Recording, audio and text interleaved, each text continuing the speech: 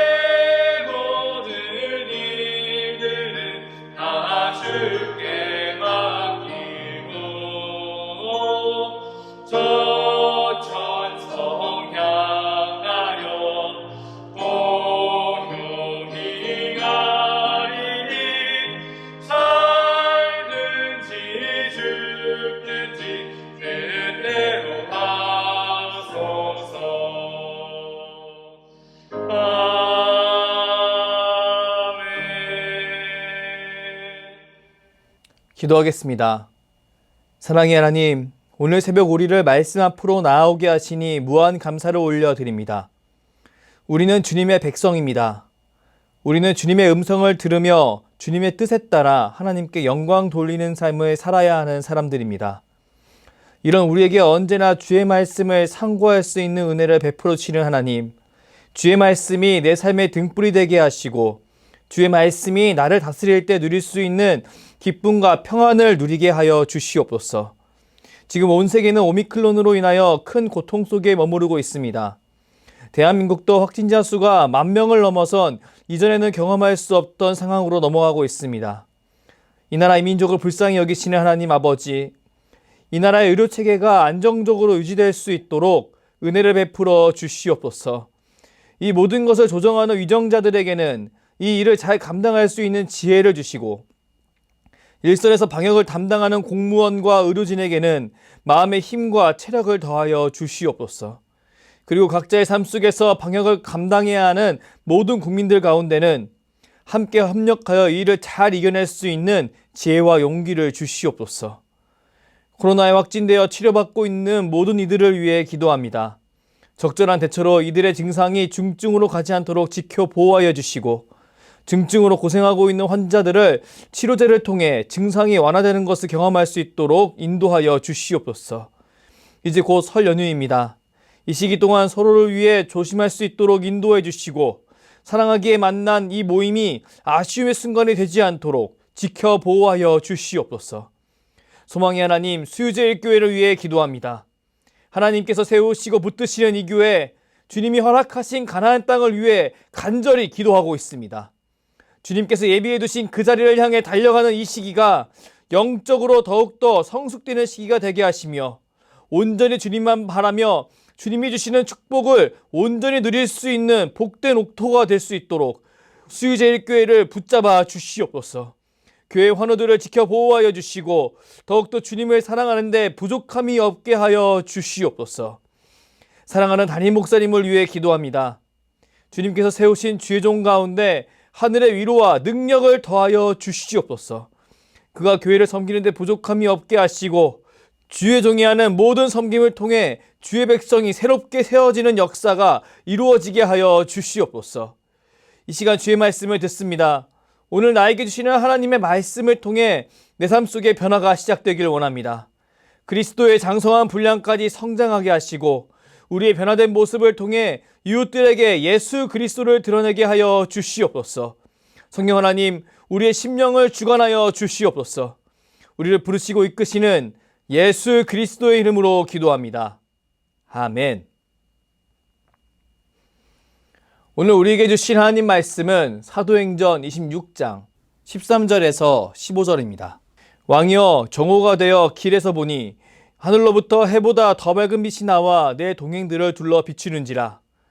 우리가 다 땅에 엎드려짐에 내가 소리를 들으니 히브리 말로 이르되 사울아 사울아 내가 어찌하여 나를 박해하느냐.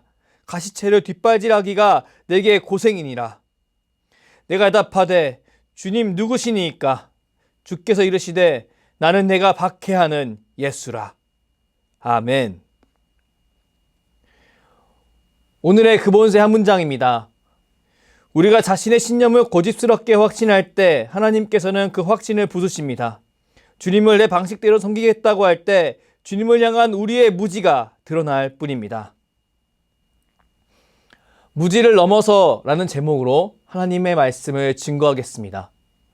누군가를 사랑할 때 그 사랑을 잘 전할 수 있는 방법은 무엇이 있을까요?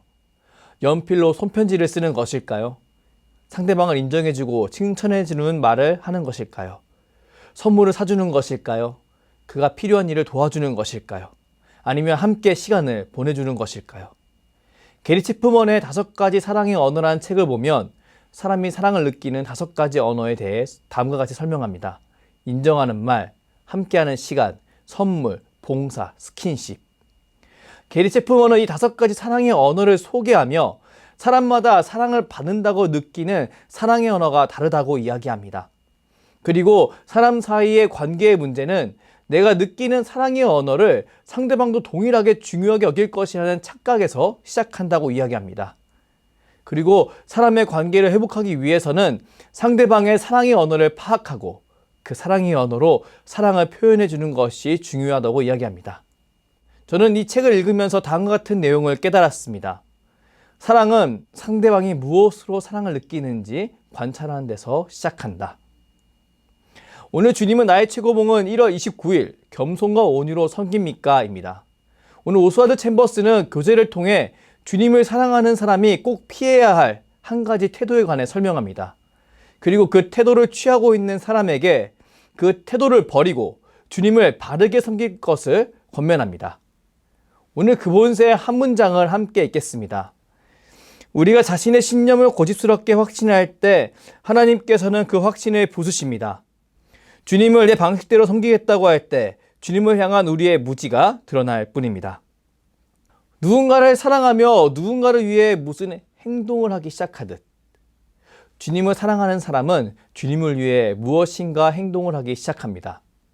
단 이 행동은 주님을 기쁘시게 하는 행동이 될 수도 있고 주님의 뜻을 막는, 주님을 상처 주는 행동이 될 수도 있습니다. 예수님이 잡히시던 밤에 대제사장의 종의 귀를 잘라버린 제자를 떠올려 보십시오. 주님께서는 분명히 제자들에게 자신이 잡혀가야 할 것이라고 몇 번이고 말씀하셨습니다.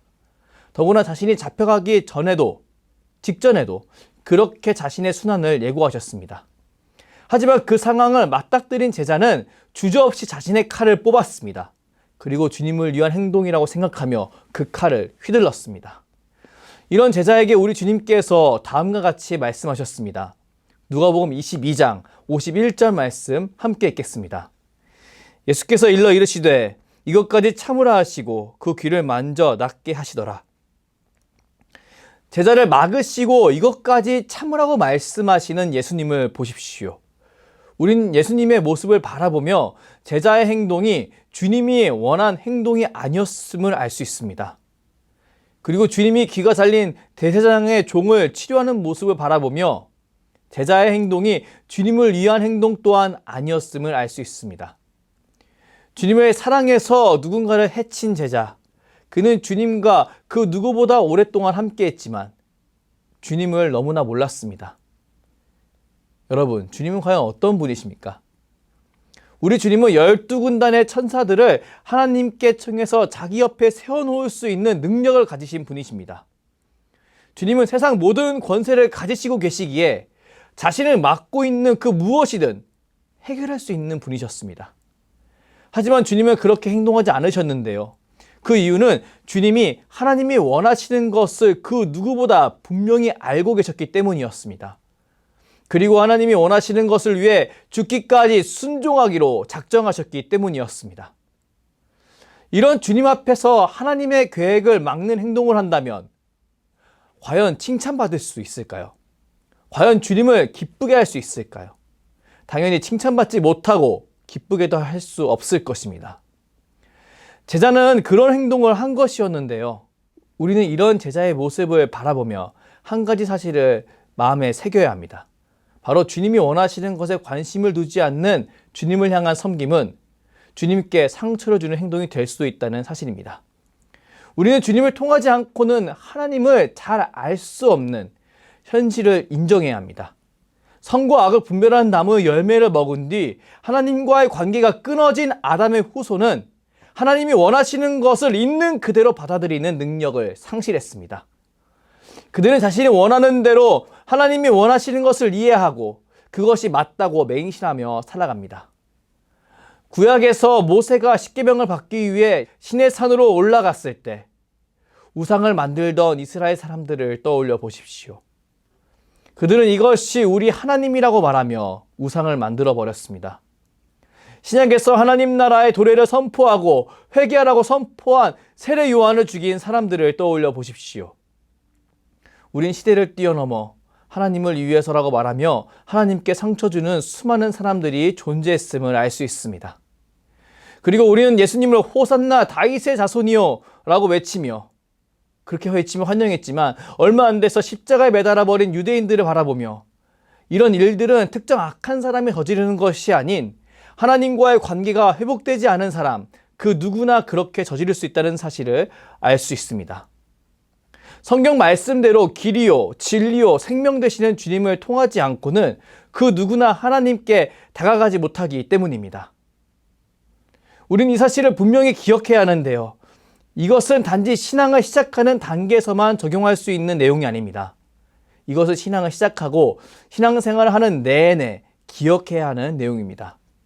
왜 그럴까요? 그 이유는 우리는 주님의 은혜로 하나님과의 관계가 회복되었지만 아직 하나님이 무엇을 원하시는지, 주님이 무엇을 원하시는지 정확히 모두 다 알고 있는 상태는 아니기 때문입니다. 우리와 하나님과의 관계가 회복되었다는 표현은 이제 정확히 알아갈 수 있도록 기능이 회복되었다는 표현이지 완성되었다는 표현이 아닙니다. 그렇게 우리는 주님을 더욱 의지하지 않는다면, 말씀을 통해 주님을 더 알아가지 않는다면 이전과 동일하게 하나님의 의도와 상관없이 우상을 만들어버리는 우상공장이 되어버릴 수 있음을 기억해야 합니다. 그리고 이런 자기 자신을 분명히 인식하고 더욱더 말씀과 동행하려는 삶을 살아야 합니다. 오늘 교재 세 번째 문단을 함께 읽겠습니다. 열성은 있지만 내 방식대로 주님을 섬기겠다는 고집 때문에 예수님을 핍박해온 것은 아닙니까? 내 의무를 마쳤다고 느끼지만 그 의무를 수행하면서 주님께 상처를 드린 적은 없습니까? 진정 주께서 맡기신 의무라면 자신의 만족을 위해 수고할 것이 아니라 오직 겸손과 온유한 마음으로 섬겨야 할 것입니다. 사랑하는 여러분, 이 문장을 꼭 기억하시길 바랍니다.